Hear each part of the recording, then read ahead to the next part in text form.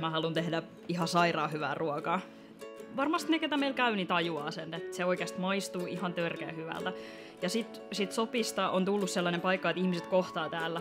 Ja musta on ihan sairaan siisti nähdä, että ihmiset Raumalla puhuu toisista pöydistä toisille ja ehkä tutustuu ja tulee ehkä seuraava kerran kahville yhdestään. Se on ihan sairaan hienoa.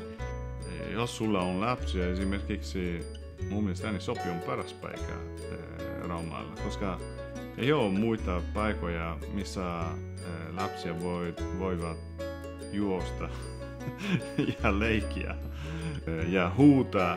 Meidän perjantainen pizza on ollut niin suosittu, niin koska sitä on 1,5 vuoden aikaa kysytty joka helkkarin päivä, että koska sitä pizzaa saa, niin nyt sitä sit saa joka päivä. Jos sulla on koira, pääset sisälle.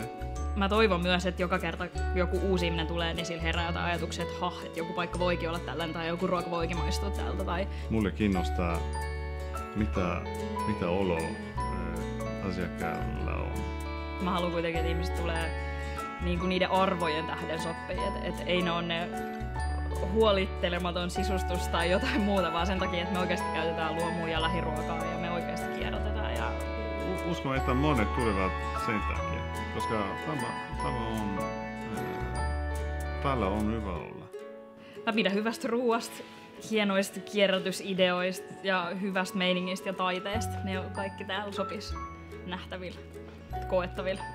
Ja mä tiedän, että tosi monet perheet on tavannut tätä kautta ja muutenkin ihmiset on tavannut tätä kautta ja löytänyt niinku uusia aktiviteetteja tässä talvisin kuolevassa kaupungissa.